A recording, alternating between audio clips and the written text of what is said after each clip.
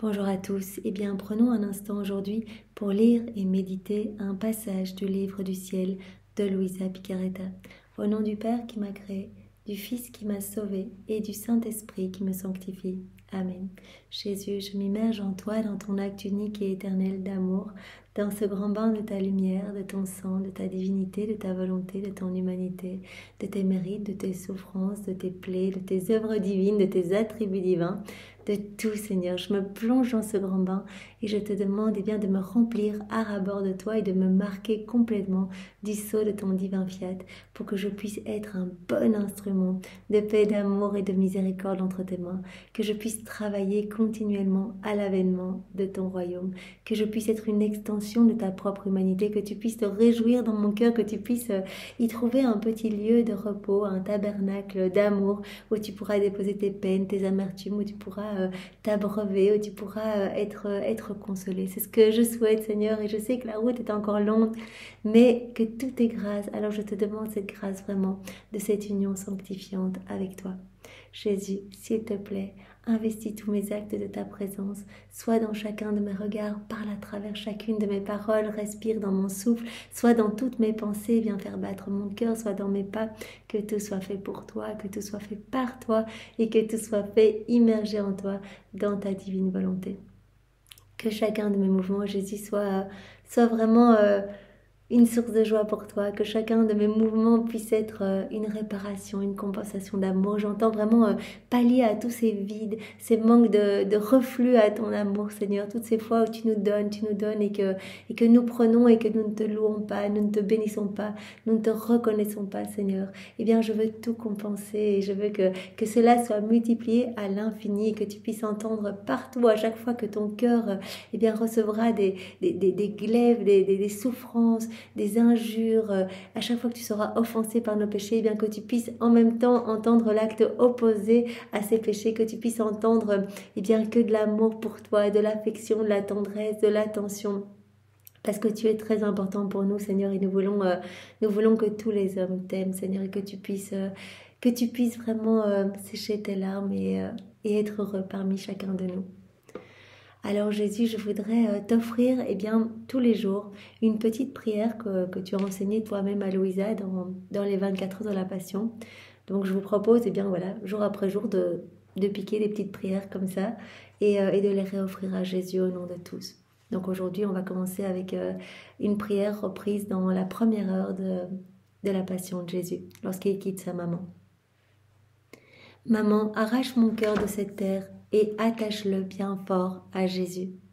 Jésus, maman, gardez-moi tout près de vous, donnez-moi votre amour, donnez-moi votre volonté, transpercez mon cœur, serrez-moi dans vos bras, et avec toi, ô douce mère, je veux suivre pas à pas l'adorable Jésus, dans l'intention de lui donner toujours du réconfort, de l'amour et de la réparation pour tous. Merci Jésus de nous avoir donné ta maman comme guide, vraiment que nous pouvons suivre pas à pas. Elle est merveilleuse, c'est la reine du royaume de la divine volonté. Alors vraiment tous les jours, si on est le cœur ouvert et qu'on lui demande vraiment de nous aider, elle va nous donner une petite gorgée de ta divine volonté. Et quelles que soient nos chutes, nos misères, la noirceur de nos péchés, elle nous prend dans ses bras, elle nous cache dans son manteau d'amour et elle vient nous remettre à notre juste place dans ton cœur pour que nous soyons tous brûlés par ton amour.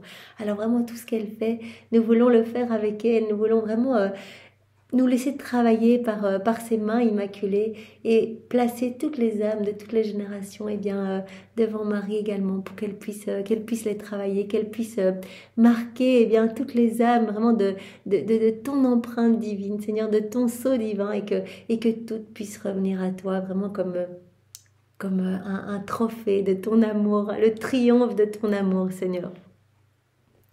Ô Jésus, avec ta maman, je te donne un baiser au pied gauche, en te priant de bien vouloir me pardonner et à toutes les créatures pour toutes les fois où nous n'avons pas cheminé vers Dieu. Voilà, nous nous baissons à tes pieds, nous les embrassons, nous les adorons, particulièrement ton pied gauche, et nous te demandons pardon pour toutes ces fois où on s'est un petit peu perdu dans les choses du monde, toutes ces fois où nous n'avons pas cheminé vers toi, que nous ne t'avons pas glorifié par nos vies. Nous réparons au nom de tous, Seigneur. Jésus, avec ta maman, je donne un baiser à ton pied droit. Vraiment, j'unis mes lèvres à celles de Marie pour embrasser ton pied droit, en réparation pour toutes les fois où nous n'avons pas suivi la perfection que tu attendais de nous. Toutes ces fois où nous avons déconnecté nos actes de ton divin vouloir et que nous avons préféré agir seuls, étouffer ta divine volonté qui n'a pas trouvé l'espace pour déployer sa lumière, qui a été comme rendu esclave de nos mauvaises passions, de nos mauvaises tendances. Pardonne-nous, Seigneur, et vraiment fais-nous miséricorde et fais grandir en chacun de nous, voilà, ta vie en fait. Donne-nous ta vie et aide-nous à l'alimenter continuellement par des actes faits en union avec toi. On le sait, quand on s'unit à Jésus, on fait grandir cette vie divine. Et bien, Seigneur, que vraiment ton royaume puisse s'établir sur la terre et que toutes les âmes puissent avoir cette petite ouverture de cœur pour vraiment recevoir ce que tu veux donner à chacun et que vraiment toutes puissent se réjouir de tant d'amour et de tant de cadeaux et que toutes puissent se concentrer vraiment sur toi, rester les yeux fixés sur toi continuellement. Oh Jésus, avec ta maman, je donne un baiser à ta main gauche. S'il te plaît, Jésus, communique-nous ta pureté. Donne-nous vraiment ta pureté et principalement la pureté d'intention. Vraiment, c'est très important de pouvoir continuellement te glorifier dans toutes nos actions. En fait, c'est l'intention qui compte. Ça, Jésus l'a dit tellement de fois. Voilà, vous vous plongez dans ma divine volonté, vous faites une vaisselle avec l'intention de me glorifier. Eh bien, je suis parfaitement glorifiée. Vous mettez une intention de me recouvrir de tout l'amour de mon Père, de tout l'amour de l'Esprit Saint, de tous les actes d'amour de tous les saints, de tous les temps, refaits dans la divine volonté. Vous voulez m'offrir cela? Vous en avez l'intention? C'est fait, je le reçois. Vous avez cette intention à chaque battement de votre cœur? C'est fait. Vous voulez reprendre cette même intention d'amour et demander continuellement que vienne s'établir mon royaume? Eh bien, depuis la seconde 1 de votre conception jusqu'à votre dernier souffle, je reçois cela. Tout est compris dans mon acte unique et éternel d'amour. Donc, il suffit d'en avoir l'intention et je reçois directement. Donc, c'est tellement magnifique. C'est pour cela que ces rondes de la rédemption dans l'œuvre de la rédemption sont magnifiques parce qu'on peut accompagner Jésus et on peut nous trouver près de lui. Par exemple, dans sa passion, là, en fait, le livre des 24 heures de la passion, c'est vraiment est truffé de rondes dans l'œuvre de la rédemption. Donc on accompagne Jésus, on vient près de lui, là on prend sa main, par exemple on prend sa main droite, on l'embrasse. Et bien Jésus reçoit effectivement ce baiser, mais avec les lèvres même de Marie, il reçoit tout l'amour de Marie et il reçoit vraiment comme si toutes les générations, tous les hommes demandaient vraiment Jésus, donne-nous ta pureté, donne-nous ton amour, aide-nous à mieux t'aimer, que nous puissions t'aimer avec ton amour à toi. Jésus, je prends ta main droite et je l'embrasse pour que tu bénisses toutes mes émotions, mes affections et mes pensées, afin que, valorisées par ta bénédiction, elles soient toutes sanctifiées. Vraiment, viens bénir nos pensées pour que nous ne pensions qu'à toi, viens bénir nos regards pour que nous ne regardions que toi, viens bénir nos paroles pour que nous ne parlions que de toi, viens bénir nos oreilles, que nous n'entendions que ta voix, viens bénir nos cœurs pour que vraiment ils ne battent que pour toi, nos actions, qu'elles ne travaillent que pour toi, nos pas, que vraiment nous ne marchions que vers toi, Seigneur. Bénis toutes nos émotions, nos affections, nos pensées, afin que, valorisées par ta bénédiction, elles soient toutes sanctifiées. Et avec moi, bénis aussi toutes les créatures et scelle le salut de leur âme par ta bénédiction. Oui, Jésus, nous prenons ta bénédiction et nous venons la placer dans tous les cœurs, vraiment pour que les âmes reviennent à toi et que plus aucune âme ne se perde. Vraiment, nous voulons changer le sceau de la perdition qui se trouve sur le front de certaines âmes en sceau de salut. Vraiment pour que tu ne souffres plus de voir ces âmes s'arracher à toi, puisqu'on est tous câblés à ton cœur. Tu souffres terriblement quand des âmes ne veulent pas de toi. Alors nous voulons vraiment que les âmes soient sauvées, Seigneur. Oh Jésus, avec ta maman, je t'embrasse et te donnant un baiser au cœur, je te prie de mettre au milieu de vos deux cœurs le bien, le mien et celui de tous les hommes, afin qu'ils s'alimentent continuellement de vos amours, de vos douleurs, de vos affections et de vos mêmes désirs, de votre vie même. C'est magnifique, on place tous les cœurs entre ton cœur, Jésus, uni à celui de ta maman, pour que nos cœurs reçoivent continuellement ces effusions d'amour, de tendresse, de bénédiction. Merci Jésus. Maintenant, dispose chacun de nous pour accueillir ce nouvel enseignement que tu vas nous donner. Je te demande de venir placer en nous ta sagesse, ta compréhension, pour que nous puissions accueillir ces mots vraiment que nous puissions les comprendre, nous en abreuver et que nous puissions les mettre en pratique pour que nos vies puissent te plaire, Seigneur, et que nous puissions faire comme toi sur la terre, et bien glorifier continuellement ton Père, donc te glorifier, glorifier l'Esprit Saint, continuellement, et bien expier, réparer et prier pour que les âmes soient sauvées, pour le salut des âmes. C'est ce que tu faisais et vraiment c'est quelque chose que tu as dit à Louisa dans la deuxième heure d'agonie, ta deuxième heure d'agonie au jardin de Gethsémani. Voilà, c'est ce que tu faisais continuellement, glorifier ton Père, expier pour les péchés et réparer, désirer que toutes les âmes soient sauvées. Donc c'est vraiment les trois intentions que nous devons avoir continuellement pour que Jésus, voilà, que ce soit Jésus en nous qui continue sa vie en nous et qui continue eh bien à se glorifier, à glorifier son Père, à glorifier l'Esprit Saint par chacun de nos mouvements et que nos vies eh bien puissent servir à ramener eh bien tous les hommes à bon port dans le cœur de Jésus. Parle à travers ma bouche, Jésus, envoie sur chacun de nous ton Esprit Saint, que ce moment fait en union avec toi puisse avoir des retombées dans tous les cœurs. Alors le passage que nous allons méditer est celui du 20 février 1928. Nous sommes dans le volume 23 et c'est Louisa qui parle. Les privations de Jésus sont plus longues et je ne vis que dans la puissance du divin fiat qui s'est constitué la vie de ma pauvre âme. Donc voilà, comme hier, comme avant-hier, Louisa, elle souffre de ne pas voir Jésus physiquement.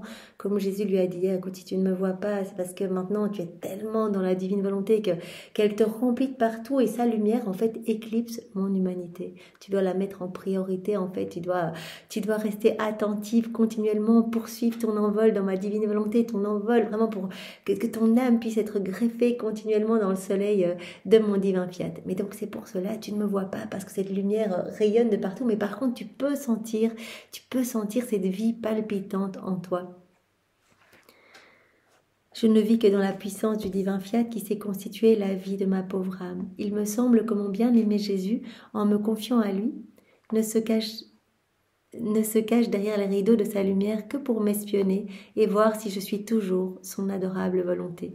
Voilà, Louisa, elle a cette image, elle imagine Jésus, l'humanité de Jésus cachée derrière la lumière, derrière voilà, cette splendeur de lumière, pour regarder si si Louisa est toujours en train d'agir dans la divine volonté. C'est comme ça qu'elle le ressent. Oh Dieu, qu'il est douloureux de demeurer dans son immensité de lumière et de ne pas savoir où aller pour trouver celui que j'aime, qui m'a formé, qui m'a dit tant de vérités, que je les sens en moi comme des vies divines palpitantes, qui me font comprendre qui est celui que je veux et que je ne trouve pas. Voilà, Louisa, elle a reçu toutes ces vérités puisqu'elle a cette mission tellement importante d'être vraiment celle qui va former le royaume de la divine volonté avec Jésus. Donc elle est la dépositaire de tout le royaume de la divine volonté, ce royaume du divin fiat.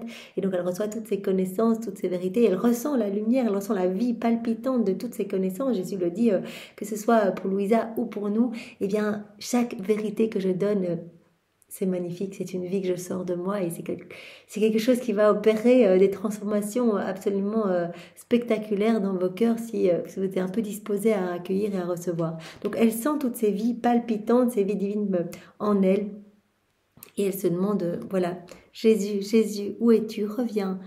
Tu me fais sentir ton cœur qui bat dans mon cœur et tu te caches. Mais en me déchargeant le cœur, je pensais, peut-être Jésus ne trouve-t-il pas en moi ni en personne les dispositions pour recevoir la vie de ces autres vérités.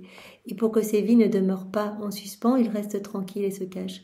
Jésus a dit en fait, je regarde toujours à travers les siècles si je vois des âmes qui vont accueillir mes vérités. Sinon, je ne les donne pas. C'est inutile et je ne fais rien d'inutile. Donc, quand Jésus donne une vérité à Louisa et qu'il l'aide pour qu'elle puisse la manifester par écrit, c'est que des âmes vont être disposées pour accueillir et vont se laisser transformer par ces vérités. Donc elle dit, mais peut-être que s'il ne vient pas, qu'il ne vient plus me manifester des vérités, eh bien c'est qu'en fait il n'a trouvé personne à travers les générations et donc voilà, il reste en silence, il reste tranquille et se cache. Mais je pensais cela lorsque mon très précieux Jésus se manifesta comme pour sortir de moi et me dit. Donc on voit bien, une fois de plus, Jésus vit en Louisa. Quand une âme vit dans la divine volonté, eh bien, la Trinité vraiment vit en son cœur. Jésus a dit, nous venons nous installer dans l'âme qui vit dans la divine volonté. Jésus a dit, je suis la divine volonté, je viens avec mon Père, l'Esprit Saint, avec mon royaume, mon trône. Nous prenons des décisions à partir de l'âme qui vit dans la divine volonté de la même façon que si nous les prenions à partir du ciel. Donc Jésus est véritablement en Louisa. Elle sent d'ailleurs vraiment cette vie palpitante en elle. Mais donc elle a vraiment besoin de le voir et donc elle se dit mais voilà, peut-être qu'il n'a plus rien à me donner comme vérité parce que personne à travers les siècles n'est peut-être assez ouvert pour recevoir.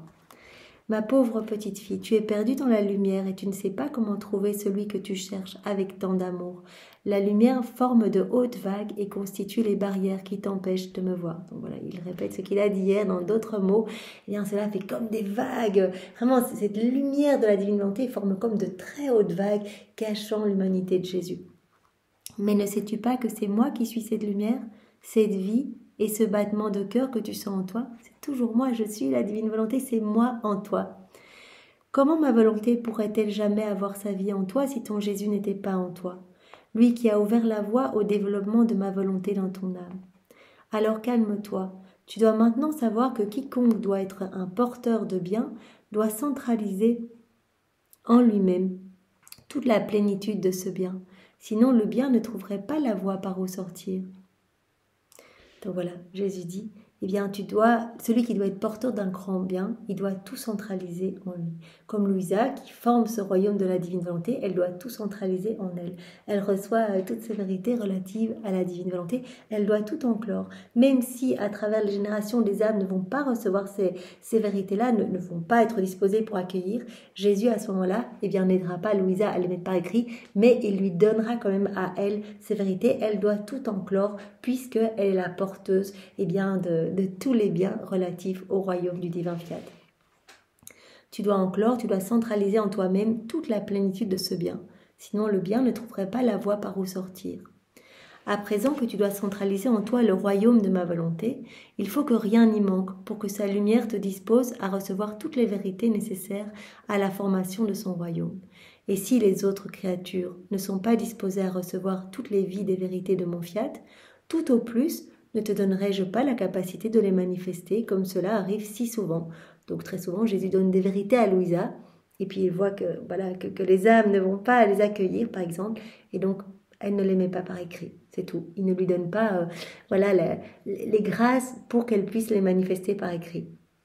Mais elle les a en elle, puisqu'elle doit être la dépositaire de tout, elle doit tout centraliser.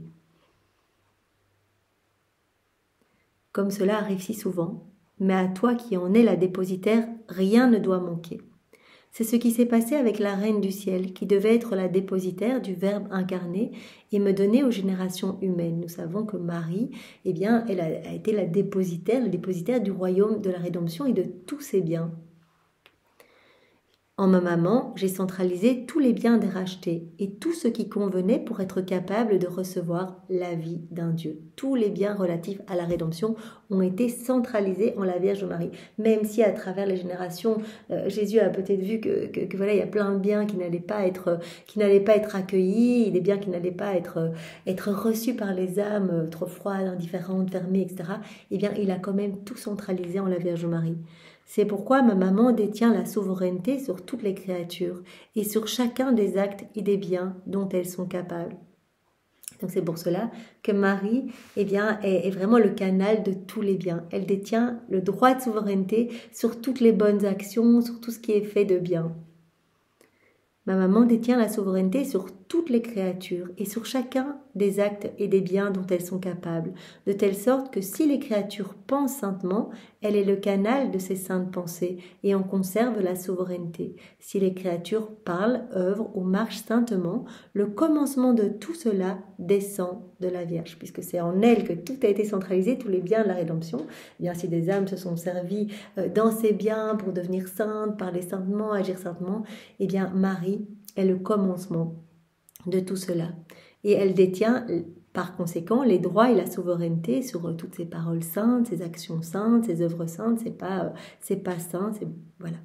Il n'y a pas de bien qui soit fait sans descendre d'elle, car si elle a été la cause première de l'incarnation du Verbe, Il n'est que juste qu'elle soit le canal de tous les biens et qu'elle détienne les droits de souveraineté sur toute chose. Donc Marie est vraiment le canal, la source, la mer, d'où sortent en fait tous les biens des rachetés. En fait. Dès qu'il y a quelque chose de bon, eh bien on peut être sûr que cela trouve sa source dans la Vierge Marie, dans Jésus, leurs deux cœurs unis.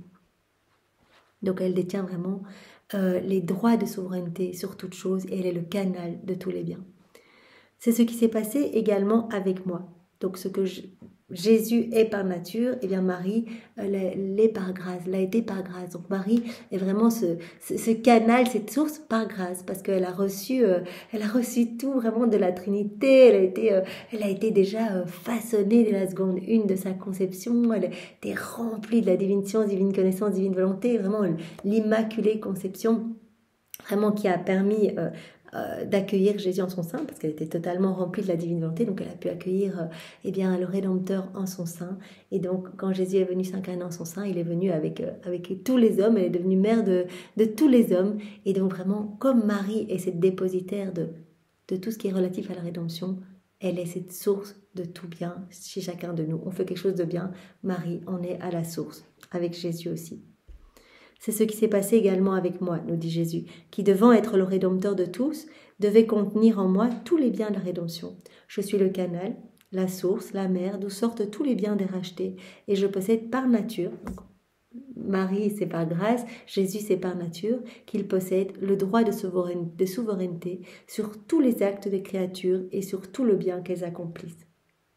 Notre règne n'est pas comme celui des créatures qui dominent et règnent sur les actes extérieurs des autres créatures. Voilà, peut-être que dans l'ordre humain, une personne peut dominer une autre personne sur ses actes extérieurs, et encore pas tous, mais jamais sur ses actes intérieurs. Notre règne n'est pas comme celui des créatures qui dominent et règnent sur les actes extérieurs des autres créatures, et même pas sur tous leurs actes extérieurs. Mais des actes intérieurs, elles ne savent rien et n'ont pas non plus sur ces actes le droit de souveraineté. Voilà, un roi, par rapport aux personnes qui travaillent pour lui, n'aura pas un droit de souveraineté sur les actes intérieurs de ses sujets. Bien sûr que non, il n'a même pas un droit de souveraineté sur tous les actes extérieurs, que sur certains. Elles ne savent rien et n'ont pas non plus sur ces actes le droit de souveraineté, sur ces actes intérieurs, car la vie, la pensée et la parole de leurs dépendants ne sortent pas d'elles.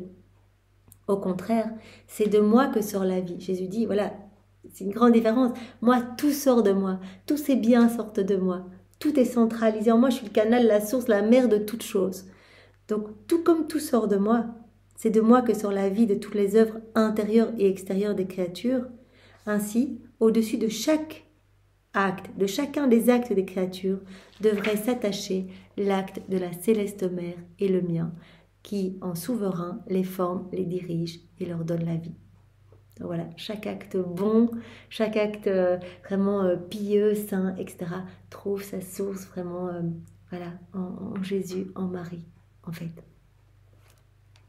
Je continuais après cela à suivre ma ronde dans la divine volonté, et m'unissant à l'unité que mon premier père Adam possédait, avant le péché, mon doux Jésus ajouta. Elle fait sa ronde dans l'œuvre de la création, et donc elle vient au moment, elle vient en Éden, et elle se met tout près d'Adam, et elle s'unit à l'unité qu'Adam possédait avant le péché, dans son état d'innocence. Ma fille, tu n'as pas bien compris ce que signifiait unité.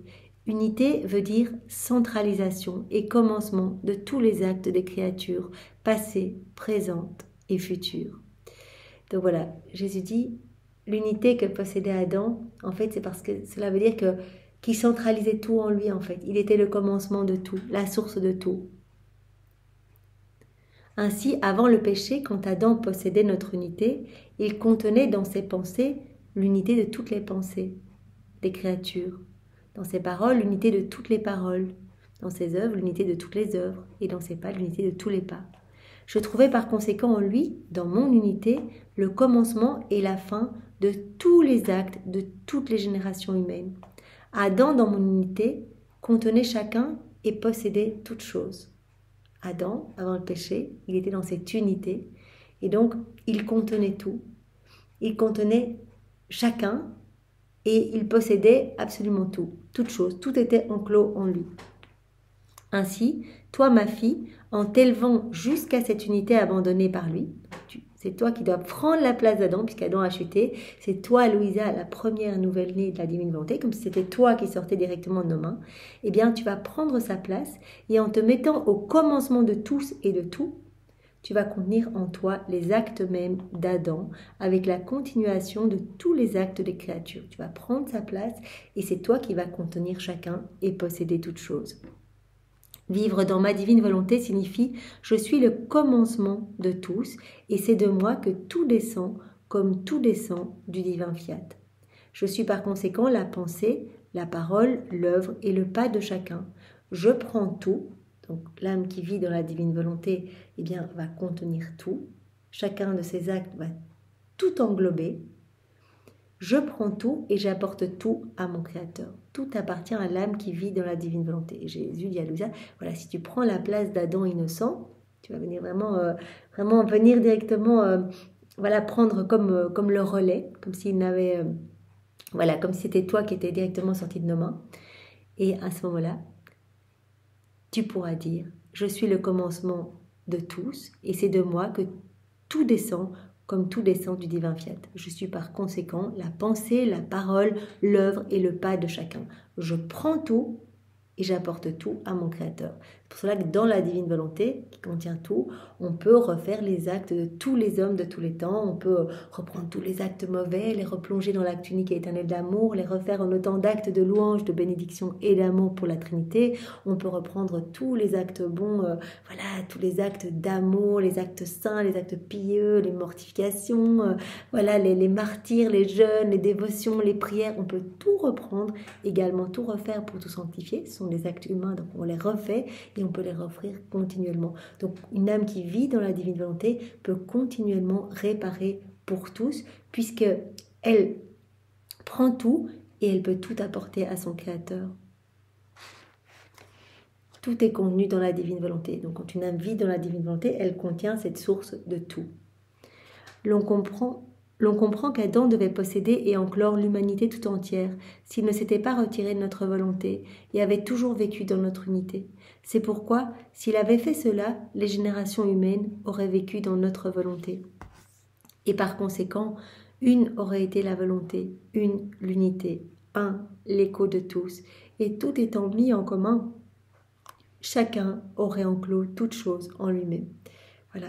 Si Adam n'avait pas quitté la divine volonté, il serait resté dans cette unité, comprenant tout en lui, reprenant tout en lui, etc. Et donc toutes les générations auraient suivi. Et donc vraiment, chaque personne aurait pu enclore toute chose en elle-même, en fait, et être dans cette réciprocité d'amour avec la Trinité continuellement. Donc vraiment, il y a eu ce gap de temps de 6000 ans, voilà, depuis la chute d'Adam jusqu'à Louisa. On ne parle pas ici de la Vierge Marie, parce que Jésus a dit, voilà, la Vierge Marie, elle forme un maillon unique avec moi. Bien sûr, elle était totalement dans la divine volonté. Mais donc, Louisa, tu es la première, et ça fait 6000 ans que ma divine volonté attend de pouvoir se réimplanter dans les cœurs. Et donc, nous sommes les petits maillons à la suite de Louisa qui forment ce royaume avec Jésus. Et donc nous pouvons, en nous unissant à Jésus, en faisant des actes en union avec lui, et bien dans chacun de nos actes, enclore tout, enclore toute chose. Vraiment d'ailleurs Jésus le dit, les saints rivalisent pour venir déposer tout ce qu'ils sont, etc. dans les actes faits dans la divine volonté, les anges, la Vierge Marie, tous viennent déposer, toute la création, en fait l'âme qui vit dans la divine volonté, elle est vraiment dans cette unité, elle est unie partout où la divine volonté travaille. C'est-à-dire dans les éléments créés, partout dans la nature, et bien vraiment elle est comme dans cette unité complète. Et donc vraiment, tout ce qu'elle va faire dans la divine volonté, cela va résonner partout où la divine volonté opère et agit. Donc, elle va dire un « je t'aime » dans la divine volonté, juste « je t'aime Seigneur avec ta volonté ». Voilà, et ce « je t'aime » va résonner partout, dans chaque feuille, dans la brise du vent, dans les rayons de soleil, dans les nuages, vraiment dans le vol des oiseaux, sur les petites herbes, dans les flocons de neige, dans les gouttes d'eau, sur les grains de sable, partout les anges sont en train de répéter « je t'aime, je t'aime, je t'aime ». Et en plus c'est infini, infini, ça ne s'arrêtera jamais. La Vierge Marie le dit également « je t'aime », les saints le répètent, etc. Donc vraiment dans cette unité, en fait, tout est en écho, en fait, sur la terre et dans le ciel. Donc c'est vraiment magnifique. Seigneur, vraiment, nous souhaitons Nous souhaitons vivre dans ta divine volonté. Nous souhaitons recevoir ce grand don qu'est la vie dans ta divine volonté. Nous comprenons bien que nous n'en sommes encore qu'au début. Tu nous travailles, tu nous donnes des grâces, etc. Tu nous donnes déjà cette soif de pouvoir nous replonger dans les écrits du ciel, cette constance, cette persévérance. Donc, nous savons, nous nous rendons bien compte que tout est grâce. Mais voilà, nous n'en sommes encore qu'au début et nous avons vraiment besoin que tu nous prennes par la main pour que nous puissions avancer de plus en plus et vraiment être enchaînés à toi, Seigneur. Vraiment, nous te demandons ce don de l'inséparabilité. Nous voulons être inséparables de toi. Vraiment que notre volonté soit totalement consumée dans la tienne, fusionnée dans la tienne, que vraiment nos prières soient une, que nous soyons un à chaque instant, Seigneur, et que nous puissions être d'autres toi sur la terre. Qu'à chacun de nos actes, eh bien, nous puissions te donner, en fait, toi-même. Que nous puissions, par chacun de nos actes, te donner une petite hostie, Seigneur. Vraiment t'apporter du soulagement, t'apporter de l'amour, de l'attention au nom de tous. Voilà, fais de nous ce qui te plaira, Seigneur. Nous nous offrons à toi et voilà, nous te donnons toute notre vie jusqu'à la fin, jusqu'à notre dernier soupir, pour que vraiment tu puisses conquérir des âmes à travers notre humanité, que tu puisses faire rayonner ta lumière, ton amour à travers tout ce que nous sommes et que tu puisses reprendre ta place d'honneur de roi parmi tes enfants. Merci Seigneur avec tes remerciements. Au nom du Père et du Fils et du Saint-Esprit. Amen. Soyez tous bénis. Au revoir.